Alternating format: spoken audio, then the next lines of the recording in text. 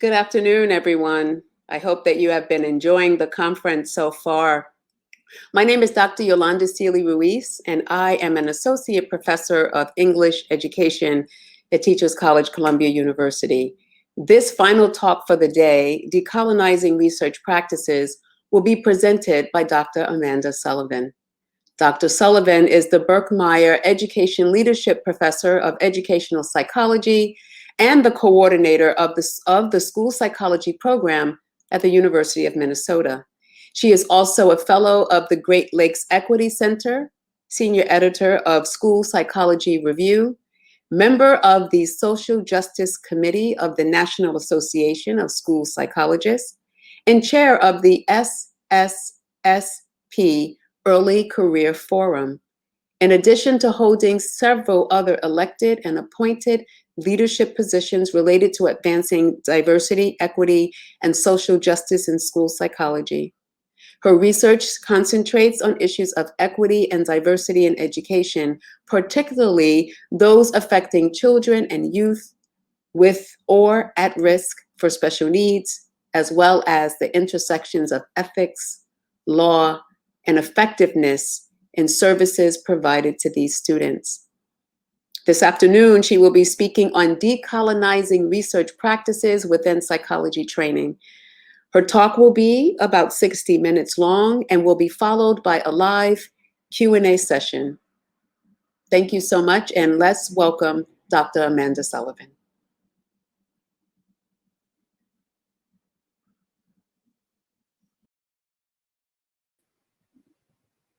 Good afternoon, everybody.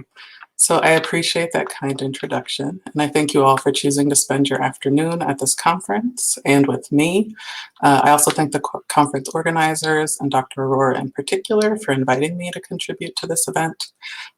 Despite the title of the conference, as you'll notice, I've entitled my talk, Developing and Advancing Anti-Racist Scholarly Practice, the reasons for which will be apparent as we move throughout the presentation. Before we begin, I really want to recognize the complex emotions that many of us are bringing to this space, myself included. I'll be fully transparent that given everything that's going on, particularly in Minneapolis, where I'm based, it's really hard to show up here fully. And so I want to send love to all of my Black and Brown folk who are especially affected by yet more murders by police as we share in our collective grieving for Dante Wright and Adam Toledo and the losses to their families and communities, as well as the other losses of Black and Brown boys and men whose lives have ended via state violence in the last few weeks. I know those of you who hail from Minnesota, Chicago, and Hawaii are feeling acute losses and anger right now.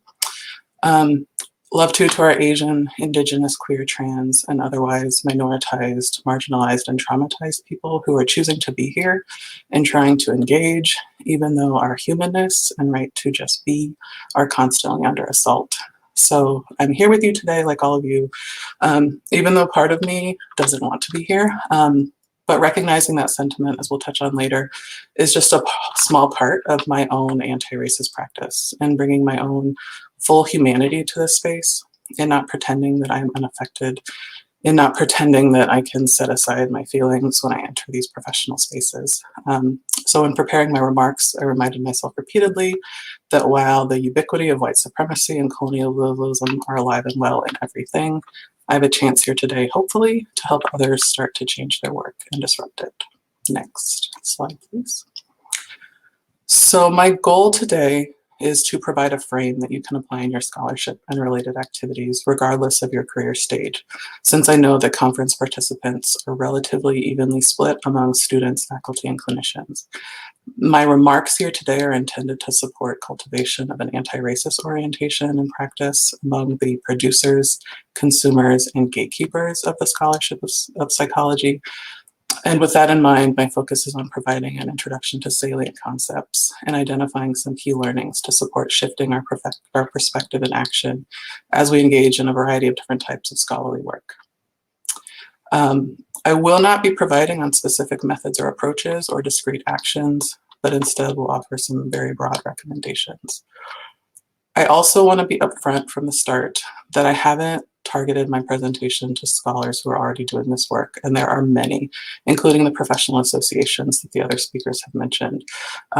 For better or worse, my remarks are primarily geared toward white scholars who do the most to reinforce white supremacy in their scholarship and in their work related to the scholarship of others, and who have the most work to do to stop that. Next. So just a little about me. As noted, I'm a professor of school psychology at the University of Minnesota, and I've been involved in a variety of capacities regionally and nationally in leadership, technical assistance, and advocacy to support civil rights and non-discrimination in schools.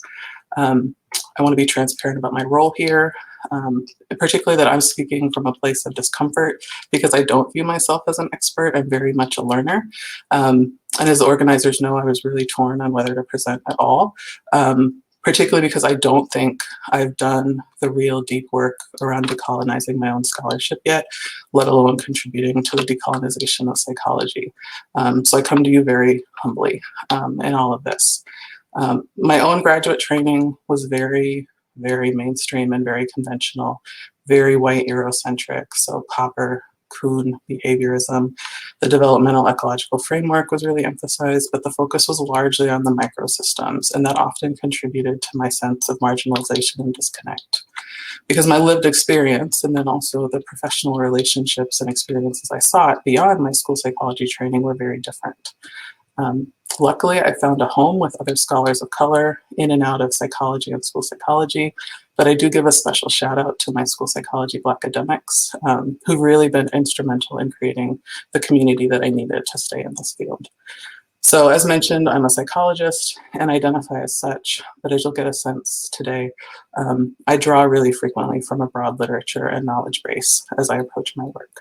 Next. So I'll get us started with a well-known quote from one of my favorite humans. And I really appreciate these words generally, but to me, they also resonate professionally. Again, I'm a psychologist.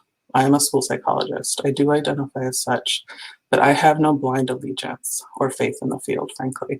Instead, I insist as a member of this professional community on the right to criticize it perpetually, and I do so in the hopes of contributing to a better future. Next. So what followed this quote is less well known, but I think really salient in the context of this conference and important for us to kind of hold as scholars and learners. We must treat all aspects of our knowledge base, all aspects of the field, our theories, our principles, our methods, findings as suspect and open to modification and even pulverization. Because to me, when we talk about decolonization or anti-racism or social justice, that will necessitate in some cases pulverizing certain aspects of the field. Next. So one thing I also really like about this statement is the importance of letting one's moral center be the guide. And I would argue that field-wide commitments to anti-racism or decolonization require an explicit alignment with this moral center in all that we do and should guide our professional activities and serve as a basis for critiquing, modifying, and dismantling various aspects of our profession, including our own scholarly work. That moral center really has to be our anchor, and everything else is suspect. Next. So I know that some of our other speakers have touched on it, but I also recognize that for many attendees, discussion of research and morality might be confusing or uncomfortable. But I would remind you that all action is political. Even inaction or supposed neutrality, which I'll return to later, are political in that they maintain passive acceptance or allegiance to the status quo. Denial of such is a reflection of privilege, the luxury to be apathetic, if you will. Now, many of us don't have that luxury, but within psychology, many of the gatekeepers, many of the leaders do. But this stance means that all scholarship is also political. And as Jane Conley, a member of the school psychology community, has pointed out, our identities as psychologists or social scientists are not distinct from our identities as citizens. So it's our duty to respond to injustice with all of our available talents. That includes our scholarship and however else we show up professionally. Next. So that brings me to what I hope will be this afternoon's key point, or opportunity for reflection and action. So whether we're talking about anti-racist scholarship or decolonizing scholarship, it needs to start and rely on personal reflection and growth. I would ask that all the scholars and attendees here today really interrogate their moral center, really think carefully about what they mean, the nuance of it, and then apply it consistently, broadly, and also articulate it very precisely. And so we'll talk about more of that in the slides to come. Next. So in talking about this moral center and identifying that, particularly within the context of efforts that we've seen within the field at the macro level around anti-racism or even decolonization, I think it's really clear, really helpful to be clear on a few terms, as they are often used interchangeably, even though they're not comparable. And often, particularly when white leadership and scholars use these terms, they do so without consideration of the underlying norms and ideals. So for me, this graphic represents one way to conceptualize diversity, inclusion, equity, anti-racism, and decolonization, and the relationships among them. Within the context of our field, I think of them as somewhat of graduated efforts that can subsume the previous one. Next. So at the most basic level to me, and again, this is just my own take, I recognize fully that there are many different definitions, but I'm responding here and reflecting on how they're commonly used. At the most basic end are diversity and inclusion efforts, which generally are concerned primarily with presence or representation. But as Dr. Mina mentioned, diversity isn't always approached with an eye towards disrupting or replacing oppressive systems. Next. Equity is often addressed in terms of outcomes or processes, but along with diversity and inclusion, don't generally or necessarily engage the nature of that work, meaning that these can be pursued and even achieved without substantively changing or disrupting white supremacy or colonialism. As mentioned by the other presenters, it's possible for a context to be diverse and perhaps even equitable on a given outcome with it, but while still maintaining racism and white supremacy and requiring it of other members. And any student or scholar of color can affirm that you can be represented somewhere without authentic engagement, voice, or power, or experiencing any kind of openness from the organization to change the ways that it is marginalizing and harming people. And so that's one reason DEI efforts have been criticized for not changing the lens with which we view things and the fundamental way that we engage. Next. So as we kind of think about moving the needle towards anti-racism and decolonization, this can subsume those preceding efforts. But what makes it distinct to me is that it's really about confronting or changing the basic fabric of society. And these are processes, whereas the others can often be treated as goals. And here, though, when we think about decolonization or anti-racism, usually the focus is more around it being a journey and a continual process. Next. So there are many definitions of anti-racism and anti-racist scholarship that exist, but I particularly like this one, which I borrowed from an anthropologist. But I think it's really powerful because it emphasizes that it's not just a general stance, but an epistemological grounding that recognizes the structures and systems and processes of society at every level that are based on white supremacy and that have led to the 500-year appropriation of every aspect of what we do in order to form a basis for how reality is perceived, and that where difference is violently punished. And we've seen that in many ways in stark relief in a lot of what's happening right now around the country. But then engaging in anti-racist scholarship then involves questioning the very fabric of knowledge and knowledge production and the challenges that challenges the very givens of what we know.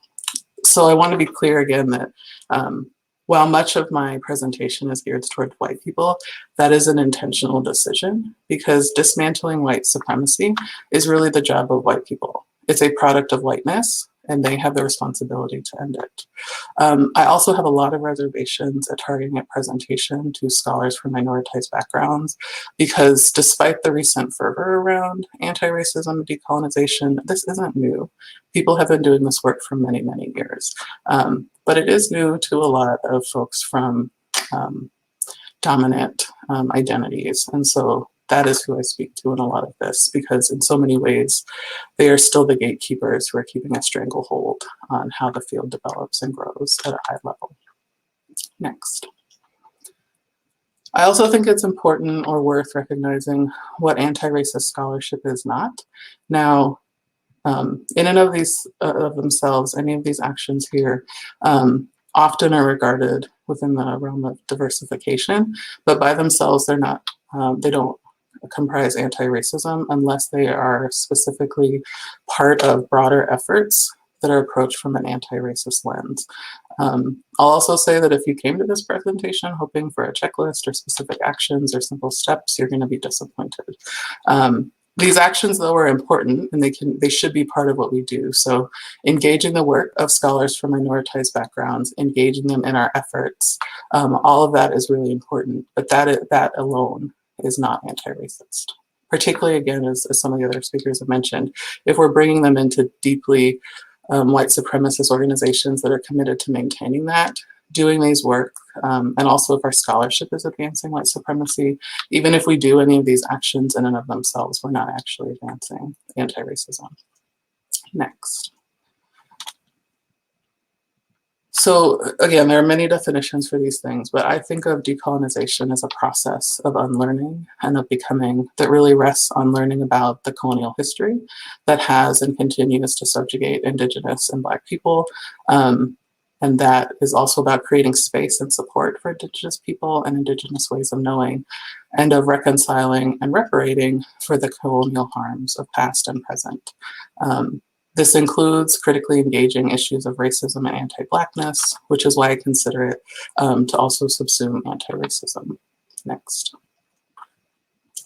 So Maori scholar Linda Tuhiwai-Smith has published seminal works, and I know that some of these have been shared in the chat, but I really appreciate the way that she and collaborators Eve Tuck and Wayne Yang have described the work of decolonization, and particularly in emphasizing that triadic focus around settler colonialism, borders, and anti-Blackness, and noting the requirement for this work in supporting reparation and abolition. And I fully support these aims, but I am not knowledgeable enough to speak to these or to fully enact them myself. And so that's why I've based my remarks today around anti-racism, too, because I think the description of the conference to me really reflected that, and not necessarily as much decolonization. So I apologize to those of you who wanted to speak specifically and deeply about decolonizing scholarship. I may have dropped the ball here, and I would love to have that conversation, but I need Indigenous scholars to lead us, as well as others who are farther along within that journey, of whom I recognize there are many. I'm just not there yet, so I defer to those folks. And I also welcome critique of my work, and I thank you in advance for helping me grow. Next. So the reason my talk is titled as it is, and why the remainder of the talk will focus around anti-racism and racism in particular, is, as previously noted, that precision of language is really important. And given my current status of knowledge and action, I'm not comfortable speaking to decolonization and settler colonialism, or the relationships with land and space. And in particular, I will not use that term until I can, because these scholars have reminded us of the centrality of Indigenous people and indigenization of knowledge within decolonization, and that it cannot be used to describe other efforts. Next. So this next quote really reflects the basis of my caution. So Tuck and Yang pointed out that when metaphor invades decolonization, it kills the very possibility of it. It recenters whiteness, it resettles theory, it extends innocent to the settler, and it entertains a settler future. It cannot be grafted onto these other frameworks, even if they're critical, which I hope my work is, even if it's anti-racist, which I hope my work is, and even if they're justice frameworks, because that easy absorption, adoption, and transposing of decolonization is another form of settler appropriation. So this really resonates with me, and why I can't claim to speak today or elsewhere about decolonizing research. I may engage in anti-racism work, and I certainly hope I'm contributing to efforts to advance social justice, but I haven't begun to systematically cast off settler colonialism. Next.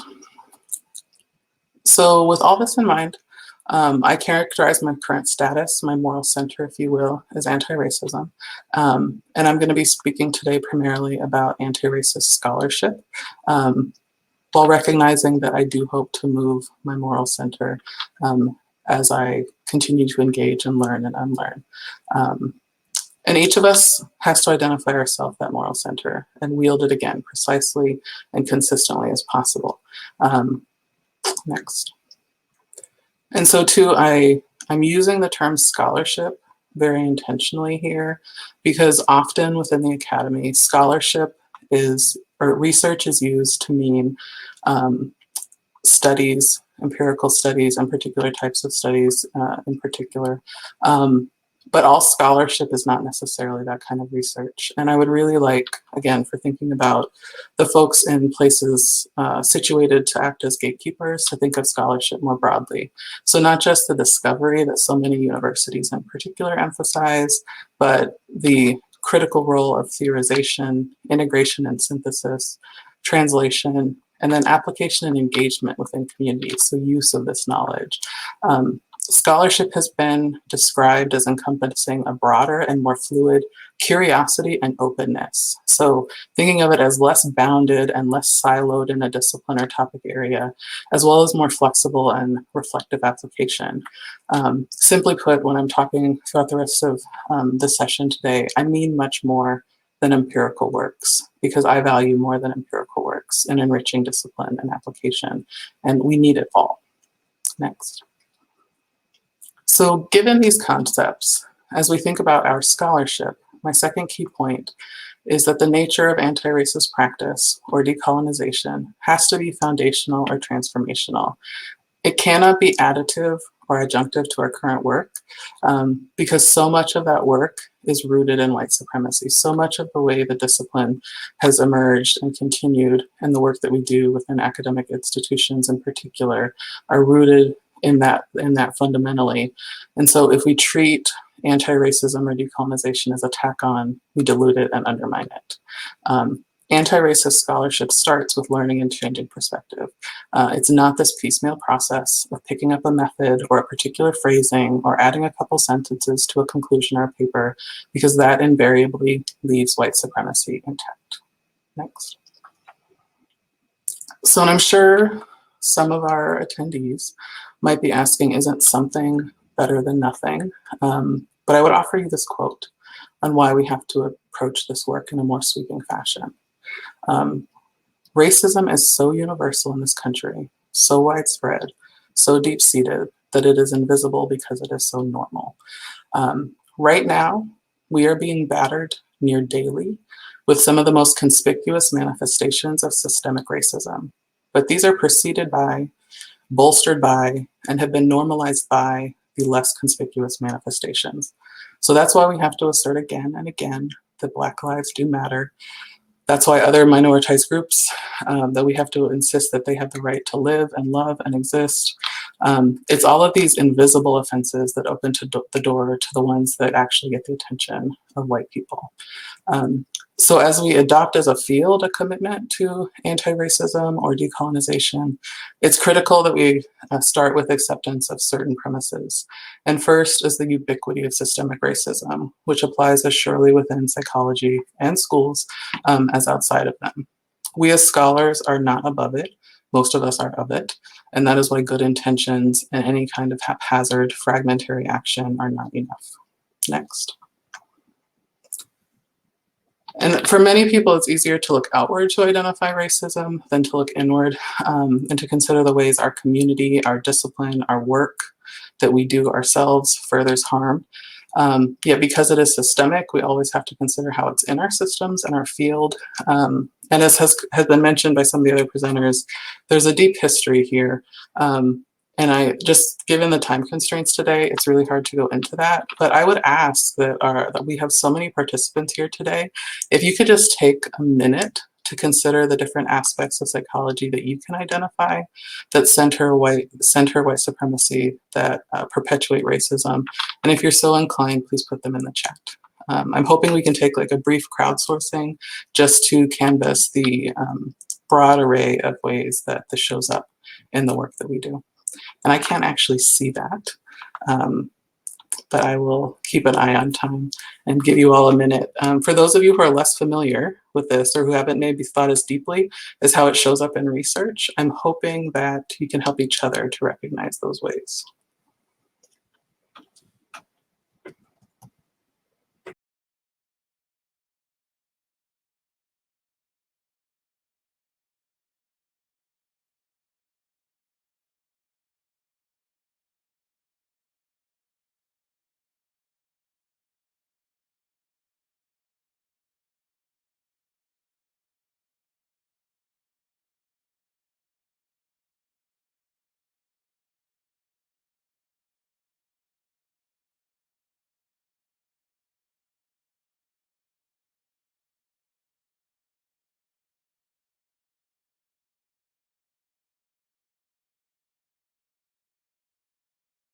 Well, thank you all. So now I said I can't see the chat, but my hope is that among all of us, we were able to offer broad swaths of examples. So to me, in thinking about Ms. Chisholm's words and all the others who've noted the totality of systemic racism, it's important to recognize that it pervades so many dimensions of what we do and must be rooted out. So it really plays out in every aspect of scholarship, from what we do to why we do it, how we do it, who we engage, and where the scholarship plays out, as well as all of the values, assumption, and aims that permeate them.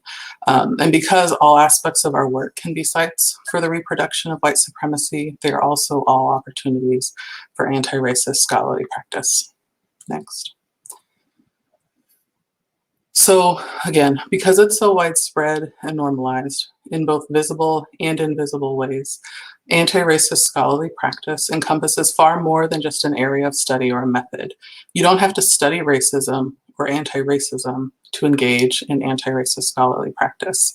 Instead, you can engage in this work both in the scholarship that you do, that is the subjects, the methods, the approaches to your scholarship, the ways that you accomplish this work, that is your behavior in relationship to others, and also the ways that you engage in other scholarship as a reader, instructor, advisor, mentor, reviewer, editor, and so on.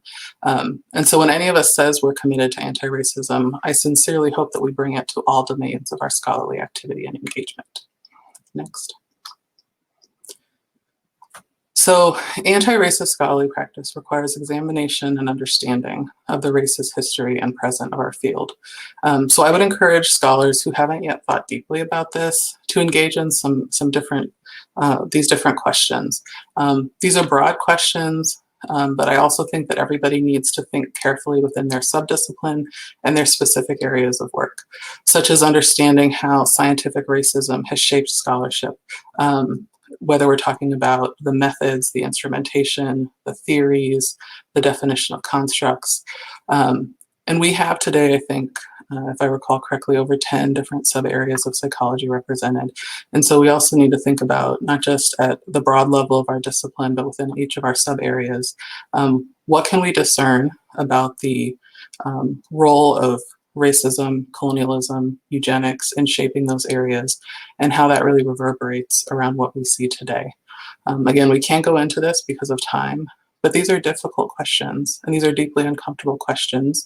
I think back to my own training in the history of psychology, and these got glossed over, even though these are deeply necessary questions that we have to engage in as we figure out what of this field, what of our work do we keep, and what do we need to modify or disregard and replace as we move forward. As Dr. Mina mentioned, we need to think about what it means that the pioneers or forefathers, as they're commonly described, and that is incredibly loaded language in and of itself, but of psychology, of statistics, of behavioral science. So many of them were motivated by, or at least personally, if not professionally, committed to advancing racism, committed to advancing eugenics. And their scholarship was informed by white supremacist views and oftentimes designed specifically to advance those political aims. So how can we interrogate the roles of white supremacy and colonialism and reconcile them with the contributions of people like Fisher and Pearson and Galton and Cattell and Erickson and others? What does it mean to continue to use derivations of their supposed innovations without considering what they were designed to do, or the very ideas that they engaged within their practice. Engaging these broad practices is or these broad questions is preparation for that more personal work of considering how it shows up, often in unintentional ways, in the way we do our scholarship, in the way we write, both in our explicit usage and the implicit assumptions. Next.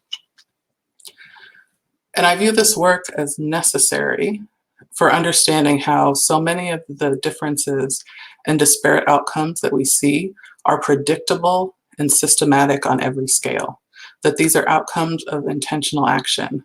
In addition, as has been mentioned in this recent book, which I would encourage people to get, and I do think of it as critical to the work that we do, so much of this is just the system working according to how it was designed, where whiteness is so normalized and universalized that the cultures and people of color are demonized, exotified, and erased.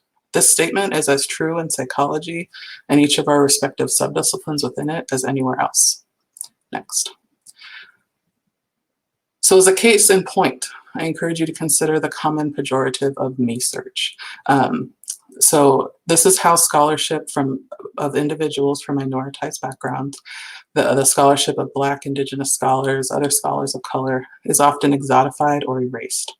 Particularly among these scholars, this term is used to dismiss or question the value and rigor of their scholarship when it is related to their personal identity or experience. Whiteness and objectivity are equated, and on the converse, minoritized status and subjectivity are. Really, it's rooted in the idea that minoritized individuals can't possibly study a topic of personal relevance. But what it signifies is that what they mean when they say that is we can't possibly study it the way a cishet white man would, right? And so this has deep effects within the field. First and foremost, of marginalizing or excluding, silencing different knowledge and methods. But it also has a number of other effects, from denial of admission into programs, denial of advancement, hiring, promotion, tenure, funding, and awards. And it operates so that we delegitimize certain topics and legitimize others, and reproducing that subordination of minoritized communities and scholars, while in expecting that objectivity, that distance, that dispassionate approach to scholarship is somehow better.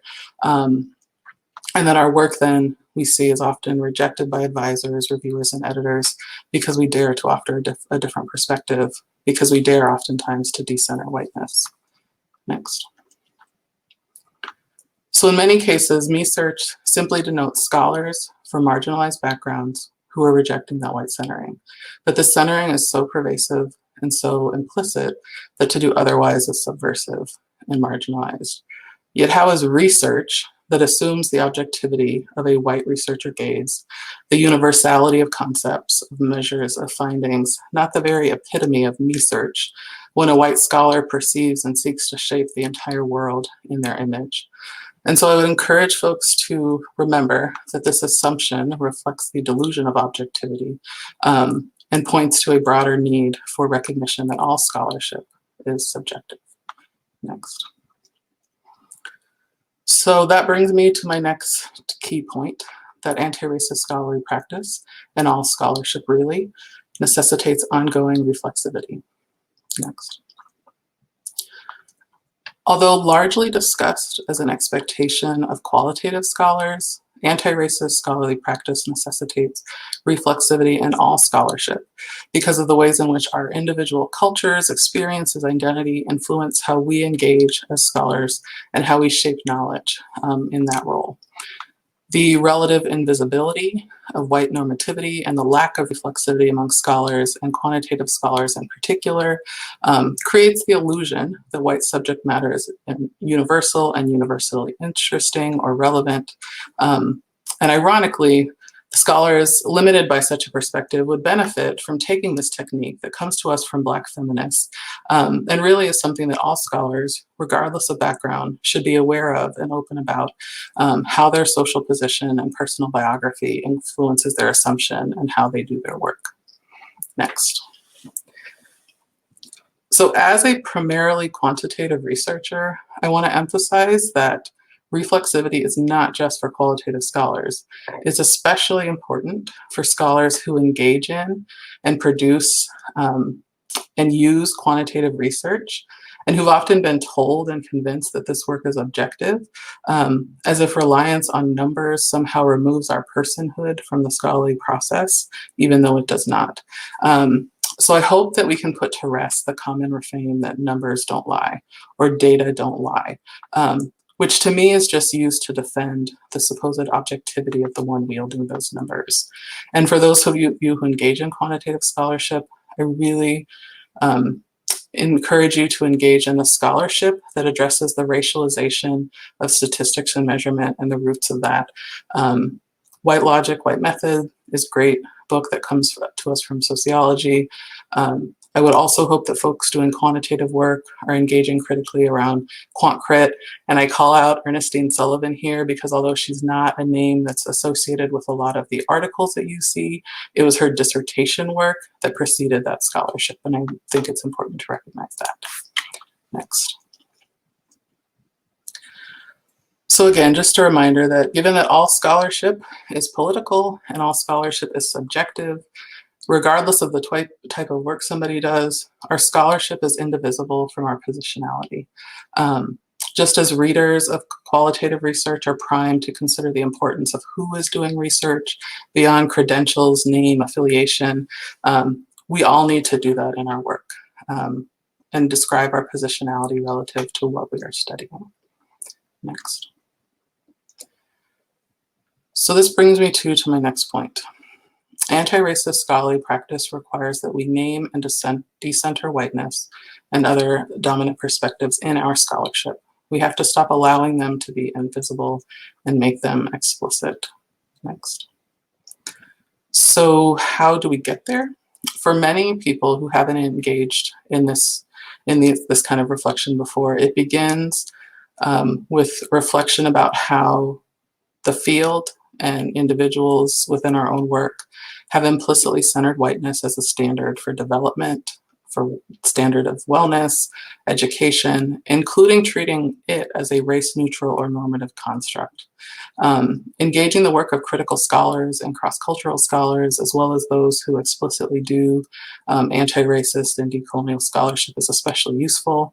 In my own work, which often concerns treatment of disability in schools, as I delve more deeply into quant crit and discrit, I find myself revisiting my past writing and wanting to reconceptualize my work and really undo some of it. But instead, I just take it as an opportunity to pause and work through my own work to bring my thinking and my writing more in line with my underlying aim. So if you're like me, you're probably going to go back and wish you could just change so much. But instead, I give myself the permission to slow down, to engage more deeply with the critical literature, and particularly work outside of psychology and education, and then do some major reworking or even scrapping things altogether when it's not consistent with what I want to be contributing. And so many people have criticized psychology for drawing heavily from European American samples, non-representative of the global majority or local diversity. And yet the generalizability of that work is still often assumed rather than questioned because, again, of that invisibility of racism and white centering. Instead, when findings are presented, they could and should be discussed as the psychological dispositions of a particular race or group, often white people, rather than projected as universal psychological processes. We can think too about just the way we describe what we do. Scholars from minoritized backgrounds often identify explicitly the populations or context of interest, yet rarely, if ever, do we see white scholars in particular who describe their work along such lines. I think when was the last time that we saw someone state that they study a particular psychological or educational process with a focus on predominantly white, suburban, urban, high SES, middle SES contexts? Again, this is because the interests and experiences are so normalized as to be universalized and are often treated as invisible. Yet we can start to disrupt that and borrow a lot of the practices and just the norms from folks who've been doing qualitative work, from folks who've been doing that work that was historically labeled me search, around really being explicit and decentering those perspectives, or at least making them as visible as possible. Next. So this decentering and recentering also necessitates that we zoom out to ensure that we're not oversimplifying structural issues or identity. For that, intersectionality provides an invaluable frame. But compared to other fields, as a whole, psychology has been slower to take it up. And where it is used, including in the most recent APA multicultural guidelines, it tends to be largely flattened with a focus on personal identity that doesn't meaningfully engage the systems of oppression related to those aspects, yet keeping in mind the structural nature of identity and the structural nature of oppression is key. And so given the constraints, I'd really encourage you to see a recent issue of the Journal of Social Issues. I believe it was volume 76 that addressed applications of intersectionality in particular, and it's an amazing compilation of work. For a lot of people, and I actually just came from another presentation before this where there were questions about intersectionality relative to disproportionality in special education, thinking about how to use that and how it relates to the research of folks who come from primarily dominant statuses in particular, I find an analogy offered within feminist literature helpful. And so if you could go to the next slide.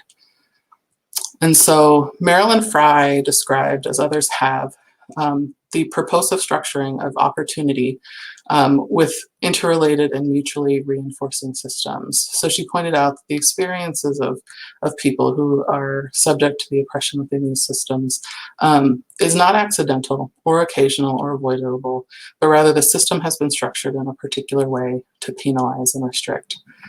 We can go to the next slide.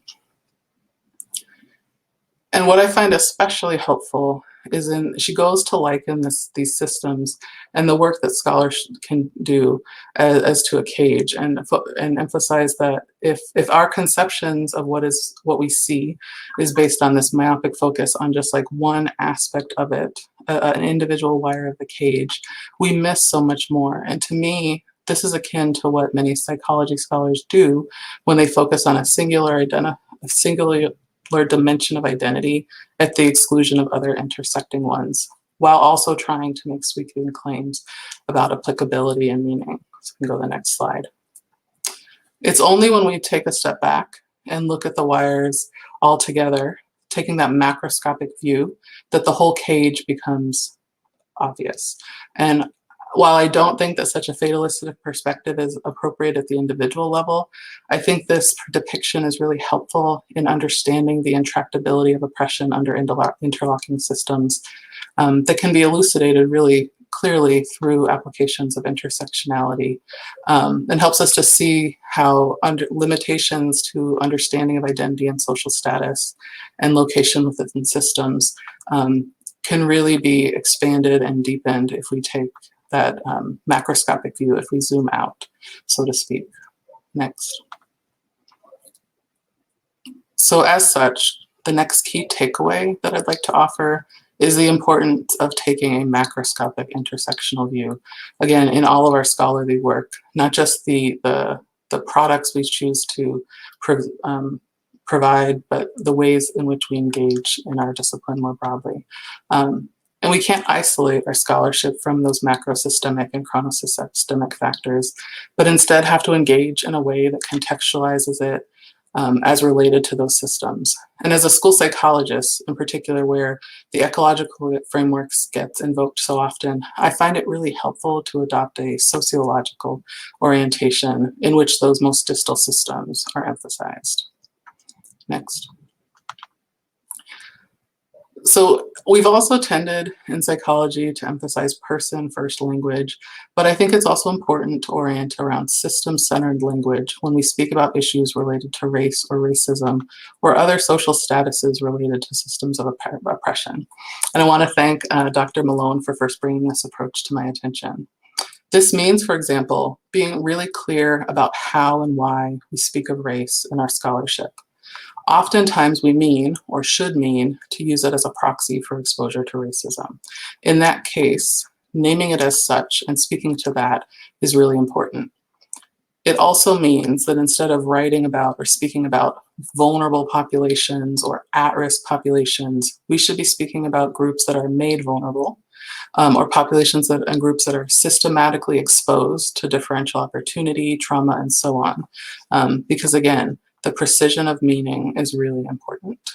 Next. This speaks to the need to unpack in our work and our engagement with others' work how we understand, frame, and describe research problems. So I encourage everybody to think about within their individual area of work, how are the issues and the focus of study understood?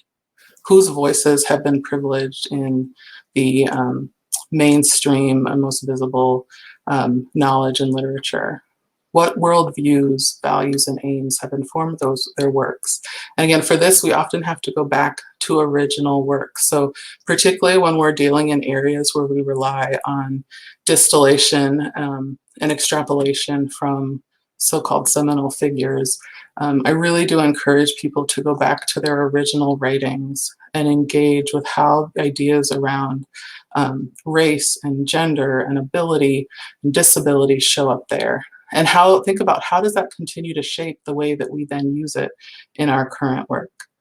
We need to also engage in thinking really critically about what kinds of knowledge, whose knowledge, has been considered meaningful in our particular area of scholarship. And related to that, what methods have been considered valuable and which ones have been silenced and dismissed? And how has that then shaped what findings matter?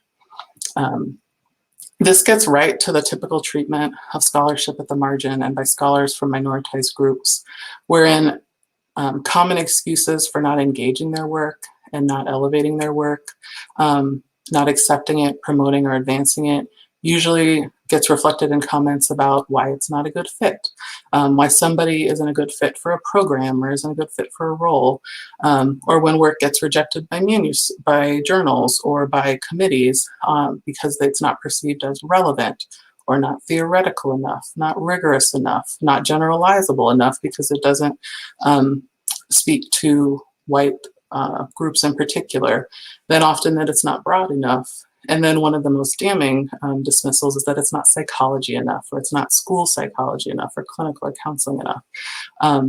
Engaging in anti-racist scholarly practice necessitates reflecting on these assumptions and evaluating the barriers to engagement that are rooted in white supremacy. And again, I'm speaking primarily to white scholars here. But our goal as a field, I believe, should be to cultivate epistemic diversity, not the exclusion that we've been known for so long. Next. So on that point, I implore you as scholars to be undisciplined. This phrase came up recently in a webinar that Elizabeth Cole was doing, and a lot of us are familiar with her and for her work around intersectionality and psychology. In this, she was discussing the opportunity she had because her academic home was in African American studies, and that gave her the chance to do undisciplined work that then she took back to psychology. But I would argue, let's not make it so that people have to actually leave psychology as like their academic unit or their home to do that. We can all be undisciplined in our work. Yet so much of psychology's efforts around solidifying itself as a scientific discipline means that it's really been very narrow epistemically and methodologically in order to present itself as legitimate. And a lot of that work has operated to silence and exclude and push out scholars who bring different things. But for me, my thinking about psychology isn't distinct from my engagement with other areas of knowledge and other literatures. There aren't any boundaries, there aren't limits. And so I would ask conference participants, and particularly folks who've really taken a very constrained approach to their own work, to read broadly, engage in multiple media types. Let's not be reliant on articles that show up in the most prestigious journals, or the books that come from certain publishers or authors. And this is why, too, I'm not going into today's specific methods, because the substantive and methodological implications on what it means to be undisciplined are going to vary by area. But it's really important, I think, to read and engage, listen broadly in terms of across fields, but also across the full range of media that's out there. Next. So this engagement outside of psychology literature as part of our personal and collective work to enrich and change our scholarship, to me, is really central to cultivating anti-racism. And I find this quote especially powerful because, as Audre Lorde noted, each of us has built into us the blueprints and expectations for response, these old structures of oppression. And these have to be altered at the same time as we alter the living conditions that are the result of those structures. In particular, we have to unroot the racist and colonial expectations and responses that for many of us have been ingrained by virtue of our training and continued participation in the field. Next. So in this same essay, she went on to emphasize that this is essential to revolutionary change. And to me, when we talk about anti-racism or decolonization within our field, we're talking about nothing short of revolutionary change. And it'll be through exposure to others who are different that we grow and sharpen our work, as she notes. So again, with that in mind, I think we have to cast off those disciplinary boundaries, commit to being undisciplined, go outside of kind of those typical disciplinary norms of who we listen to, what kind of knowledge is considered meaningful to support that change and growth at the individual and system level. Next.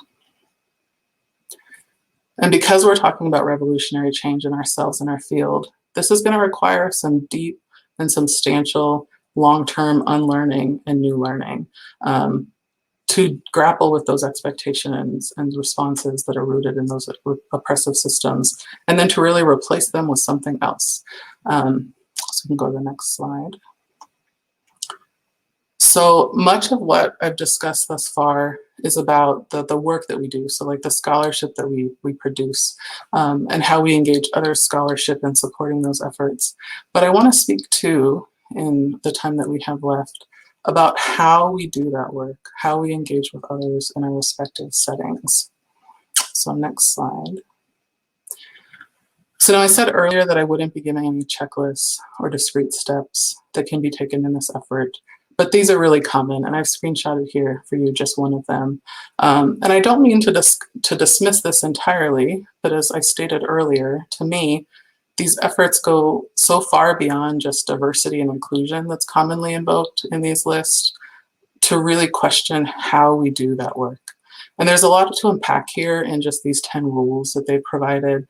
And there's a lot of room for action and change within each of them.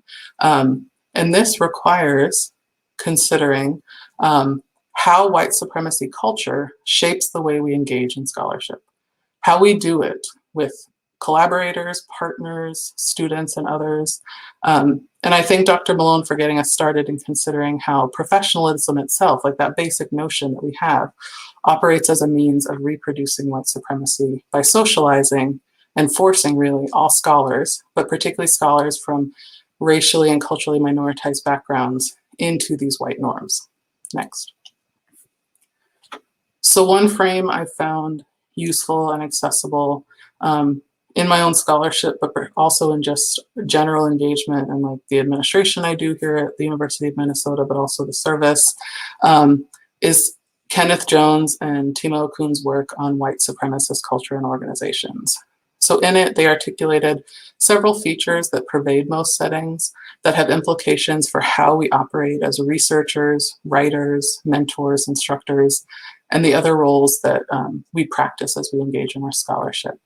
And so I would invite participants, and again, particularly from participants from majority identities, to reflect on how the work in their settings operates as a vehicle for non-Blackness in particular, but broadly how it operates to maintain and reproduce white supremacy in these professional settings in ways that inhibit diversity, inclusion, equity, anti-racism, and decolonization.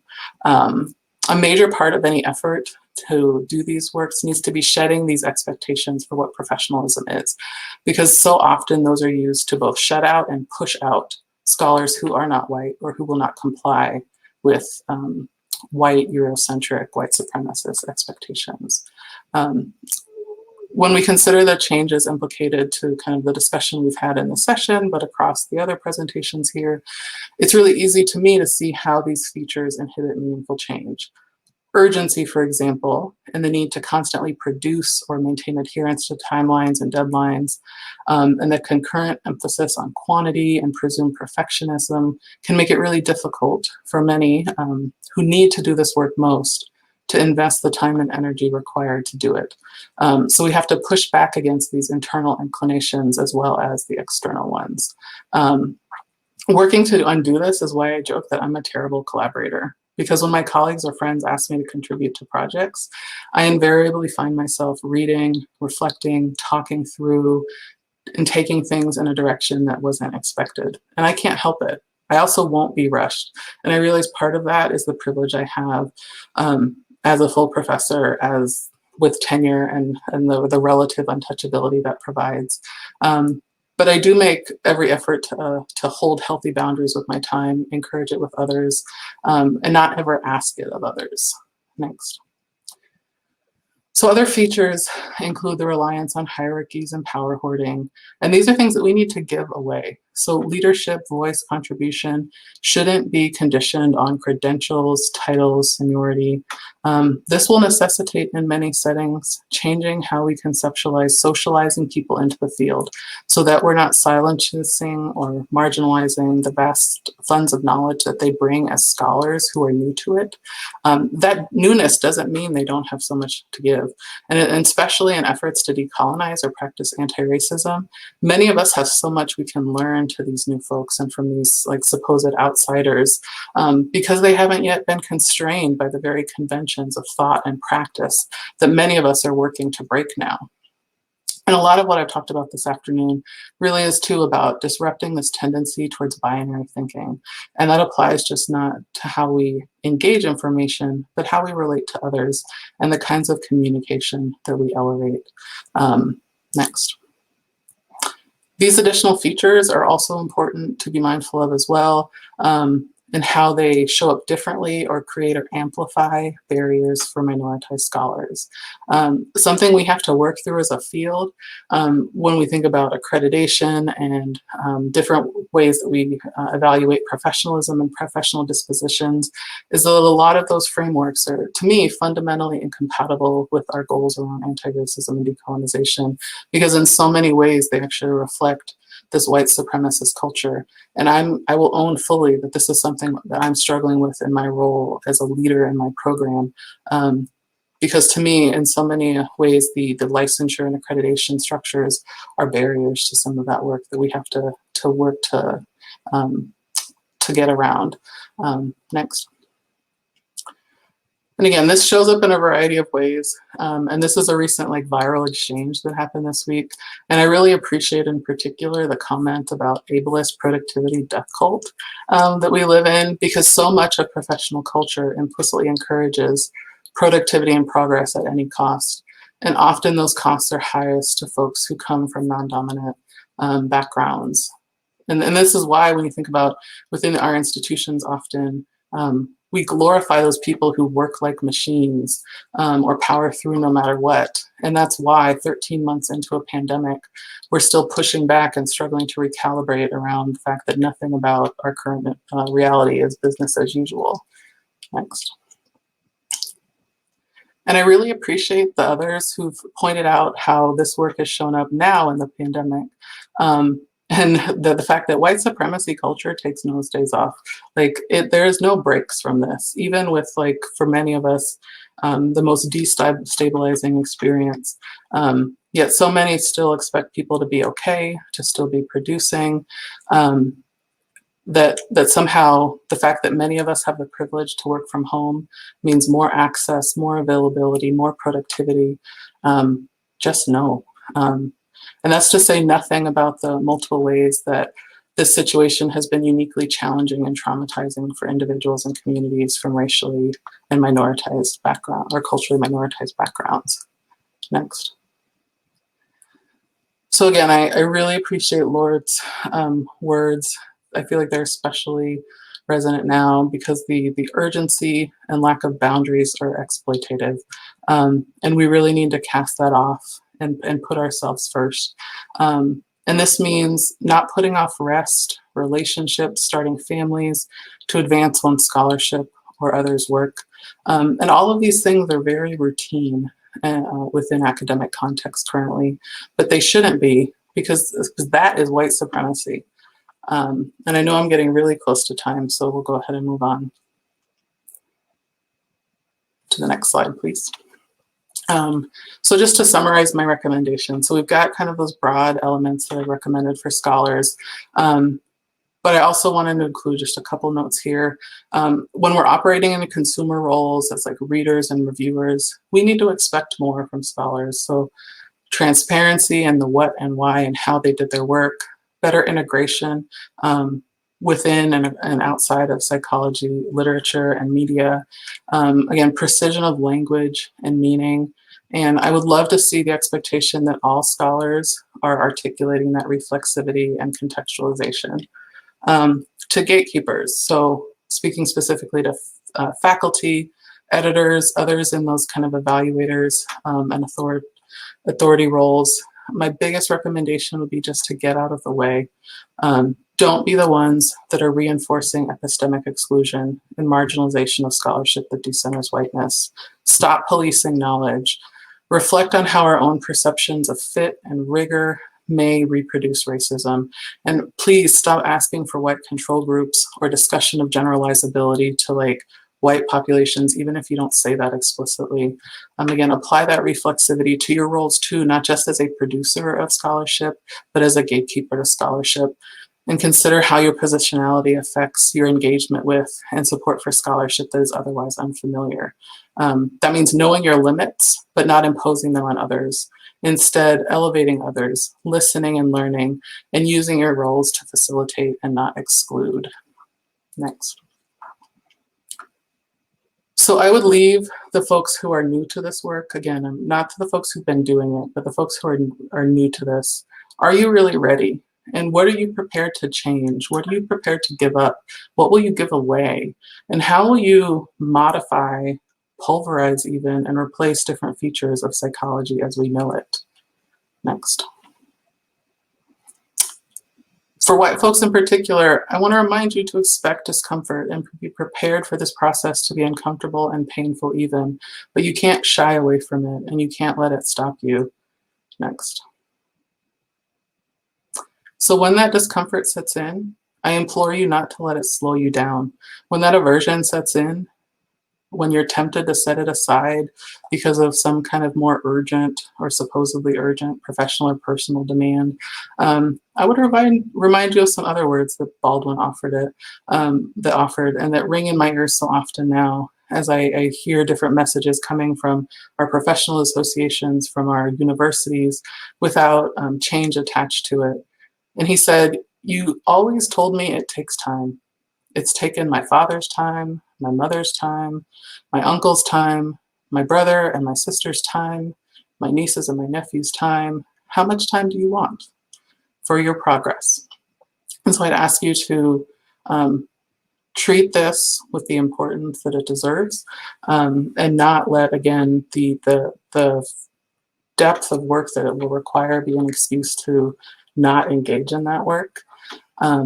Since we couldn't include videos in this presentation because of copyright issues, I have some recommended homework. This is particularly for white scholars. Again, I apologize to those of you who this is not new, but I encourage you to engage with this and think about how all of this relates to what we've been talking about all day here, to our understanding of these systems, to our own positionality, and to the feelings and the motivations that we bring into our scholarship. And I think that's all I have.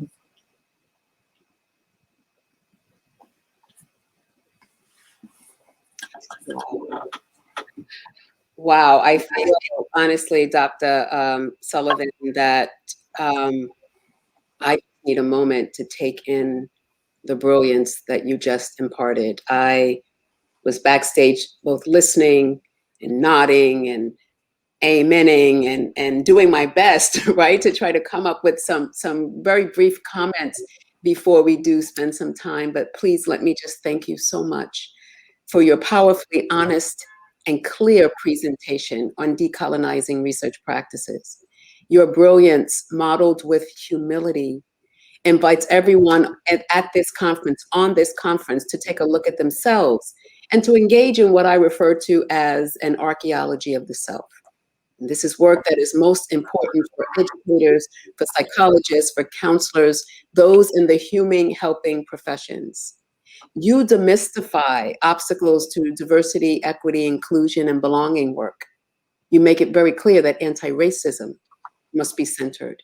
You bring us to the doorstep of Ibram Kendi's statement when he says in his book, How to Be an Anti-Racist, one either believes that problems are rooted in groups of people as a racist, or locates the roots of problems in power and policies as an anti-racist. The clarity and clarion call of your presentation says, quite frankly, as Allegrad once put on their Instagram, white supremacy won't die until white people see it as a white issue that they need to solve rather than a Black issue that they need to empathize with. I am so grateful to you that you bring in the work of Brother K. Wayne Yang and Sister Eve Tuck in their 2012 work, Decolonization is Not a Metaphor, drawing on the power of the field of settler colonialism and how it can help us understand and ground ourselves in historical literacy to understand the deep receipts that this country has of 400 plus, 500 plus years of dehumanization that has impacted every system that we interact with, and probably most notably, healthcare and education. The learning and unlearning you talk about is a move that songwriter Rhymefest has taught us, that the new thing is to unlearn everything.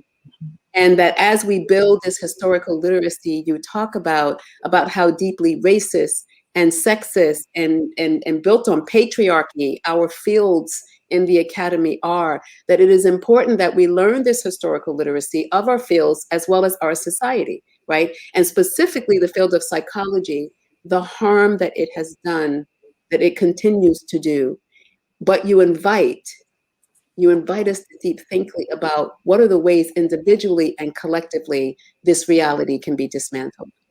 And so thank you also for bringing in ancestors, Audre Lorde, my favorite, I don't know, you must know me deeply, although we just met, who I call affectionately Uncle Jimmy, James Baldwin, bringing in my father's neighbor in Christchurch, Barbados, trailblazer, politician, activist, TC alum, Shirley Chisholm. You bring in, this was so incredible as you draw from different fields and you bring in present day scholars and ancestors to specifically focus on the field of psychology and to talk about what your fellow psychologist, Dr. Beverly Daniel Tatum, speaks to this smog of racism that we're all under.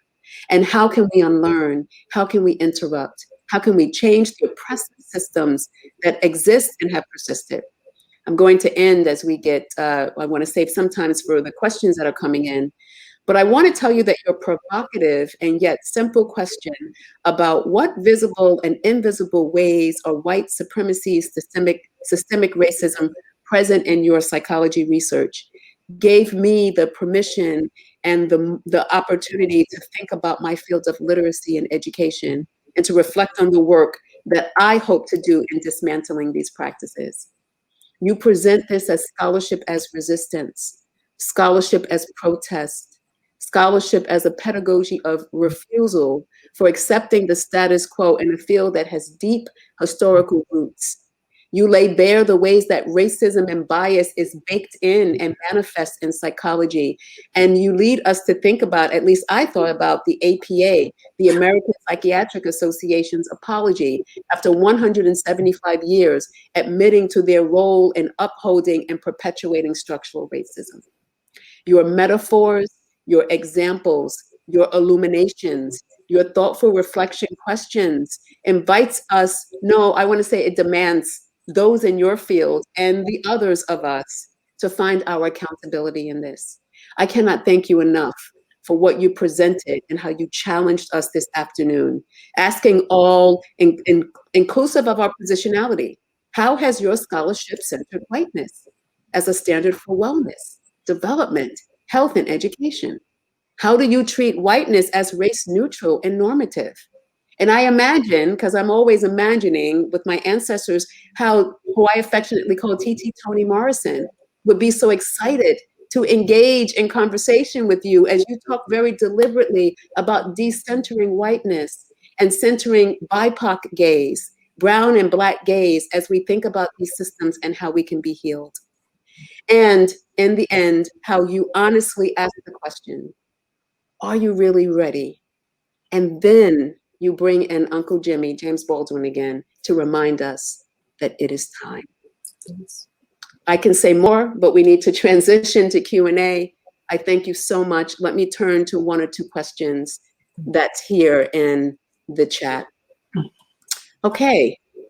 How can we use our expertise in psychology? I think you've handled this very well, but to change major laws and policies that harm Black people in the criminal justice system? Oh gosh. Big question, but it's so important. And you certainly have opened up a space for that to be considered. I mean, I think we can use it as a way both to understand why they need to, why we advocate for these changes, right?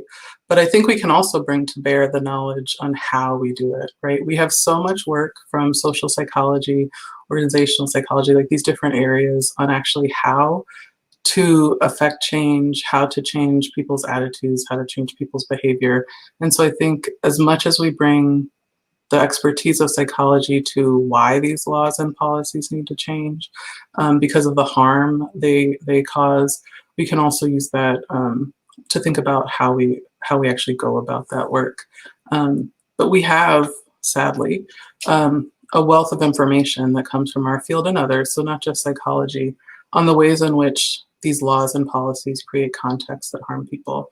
And so we can bring all of that knowledge to bear in the way that we communicate, in the way that we try to help folks understand really the broad-based impacts of these policies. So again, like encouraging people to take that macroscopic view on the effects of all of this, not just in the criminal justice system, but within the educational systems and the health systems, and really every system that we talk about in society. Thank you so much for that, for bringing in and reminding us the interconnected nature of these systems, sociology, foster care, healthcare, all deeply entrenched in racist ideology. So here's something about mental health, and I think this might be a great question based on what you just shared, and thinking about those who have been labeled a particular way, who are in the incarceration system. The question is, how can we create revolutionary change through the mental health care industry to prioritize Black kids, destigmatize mental health, and provide mental health support to formerly incarcerated folks? Oh gosh. Well, so first, I think oftentimes as scholars look at this context as like a problem to be solved, but I would turn it around and ask those formerly incarcerated folks or incarcerated folks to help us understand the problem, right? So I think we need to kind of get out of our expert role and shift into, I mean, when we think about anti-racism or decolonization, I think turning it around and letting them be, take our cues, rely on them to help us understand it, instead of thinking that we know or have or will create all of the answers for these groups. Yeah, I just love what you just said, because what you're in your answer is this decentering of the white supremacist approach anyway, of having all of the answers and not in community, right, with the folks who are most affected by it. Just two more questions I'm hoping that we can fit in. How do you understand the processes by which a therapeutic modality becomes evidence-based, as shaped by the very system that we are trying to dismantle, if at all possible? Yeah, I mean, I think first and foremost, we need to push back against kind of the usage and engagement of evidence-based practice as a noun as opposed to a verb. And I get so frustrated and disappointed when there's a focus on what's supposedly been established through gold standard research, even though we know how exclusionary that is. And so I would recommend, and I think Dr. Mina spoke to this, and probably some others, although I wasn't able to engage in all of the sessions. We need to emphasize it as a process that includes the best available evidence, but we need to be really critical about what that evidence is, right? We can't always reduce everything down to RCTs because that eliminates so much of the knowledge that is essential to doing this work. But remembering too that clinician and site capacity are features, but most importantly, those client and community needs and preferences and values. And so I think if we recenter around starting with that knowledge, those needs, those preferences, and shift away from engaging in primarily like quantitative research first and foremost. Yeah, I'm a quantitative researcher, much of my work, I use quantitative methods, but I think that we need to, within practice, kind of do away with reliance on that as the end-all be-all in understanding what good practice is, and shift back to the first and most important piece of it as a client or community. And I usually think at the community level as a school psychologist. So that's what I would emphasize first and foremost. And thinking about too, when we think about what is evidence-based, what are the different types of knowledge there? Where is that knowledge, where is that information taken from, and that kind of thing. But I think so with a lot of this, I don't know personally, given my own state in this journey, I'm not sure what pieces are salvageable of what we do. And I don't know what other things are going to need to be scrapped. And it might be that evidence-based practice or evidence-based interventions are one of those things. Wow. This last question I wanted, before we turn to Dr. Prerna Arora for closing remarks, I do want to ask it because it seems to be, a little bit inclusive. As you were talking at many points in your presentation, specifically to white psychologists, to white folks, but certainly not excluding BIPOC. But let me ask this question, and please share your thoughts. If white people need to change what they developed, what does that mean for Blacks in psychology education and whites who do not want to give up power and provide space? That's the 64 question, isn't it, Dr. Amanda? Right? We think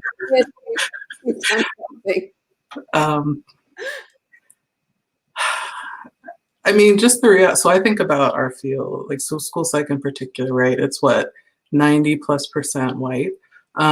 There are going to be people who don't want to change. There are going to be people who are going to double down on their commitments to all of these ideas and assumptions and ideals.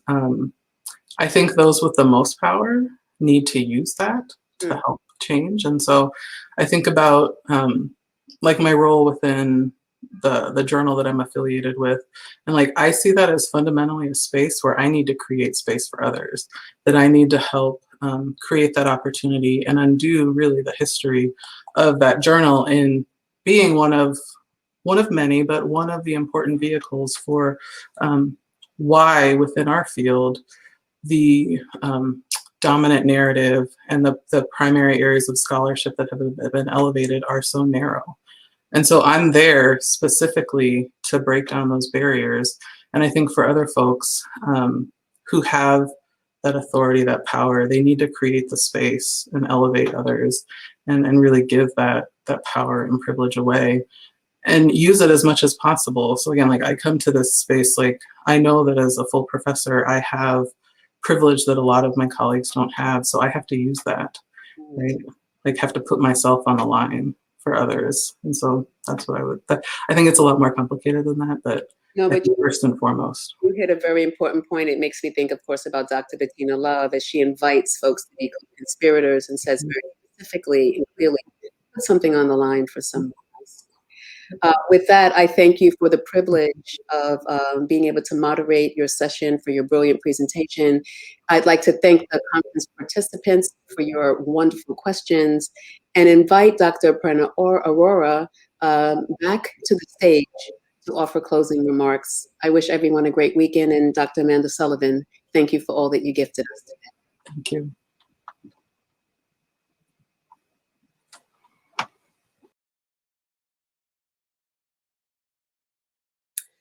Thank you, Dr. Sullivan, for your incredible talk on decolonizing research practices, and Dr. Sealey-Ruiz for your beautiful reflections and for facilitating the Q&A session.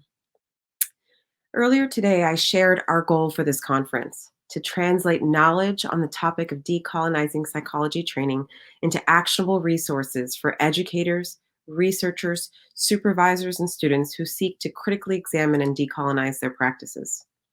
To this end, we have heard from 4 expert speakers who have provided us with some of the tools to pursue these objectives. From the Decolonizing Clinical Supervision talk by Dr. Carol Fallander, we heard about the state of the current supervision science and potential directions for growth as it relates to multicultural practices. From the Decolonizing Mentorship talk by Dr. Celeste Malone, we learned the critical need to, quote, disrupt and decolonize psychology by uncovering hidden assumptions and ecological frameworks present in mentorship practices. From the Decolonizing Curriculum talk by Dr. Jasmine Mina, we gained extensive, tangible, and thoughtful recommendations for decolonizing our pedagogy and curriculum. And from the Decolonizing Clinical Research Practices talk by Dr. Amanda Sullivan, a scholar who I am lucky to acknowledge as one of my mentors and who I credit with my remaining in my current field of study, we obtained an honest, genuine reflection of her approach to research. As this conference comes to a close, I will pose one final question to our audience. Where do we go from here? With over 5,000 participants registered for today's conference, interest in this topic is apparent, as many of us are actively searching for resources and support as we seek to decolonize our practices. We are already seeing people build communities via the live chat as part of today's conference. Participants have shared additional questions, resources, and ways to keep connected and move this work forward. It is my hope that we will be able to respond to critical issues surrounding diversity, equity, and inclusion and achieve common objectives as a result of the ideas and tools shared today. We are all at different stages in our pursuit for decolonized psychology training and practices. In our respective roles, I hope each of us is able to meaningfully translate today's learning into intentional practice and enact change within ourselves, our training programs, and in the field as a whole. Yet, in order to bring about such change, we must also examine our larger society and the systems in which we operate. We may consider our roles of active agents of change beyond our field. We are aware that this work is not easy, and we may face resistance in our efforts. However, if there is a collective effort made by all of us listening today, we may be able to achieve meaningful and sustainable change. Before we end for the day, Olivia Khoo, another doctoral student that I'm lucky to work with and whose efforts were critical in the planning of today's event, will share some final information. Thank you, Dr. Arora, for your closing remarks. This concludes today's conference events. To all attendees, you will be receiving a link to a post-conference evaluation form immediately after the conference by email. You may also access this evaluation through the link on the YouTube description as well as in the chat. We greatly appreciate your input on today's events and future needs as they relate to decolonizing psychology practices. You will also be able to access all conference recordings using the same YouTube link as today. Recordings will also be uploaded under the Resources tab on the conference website within the next week. We will also be sending out the recordings by email to all registered attendees.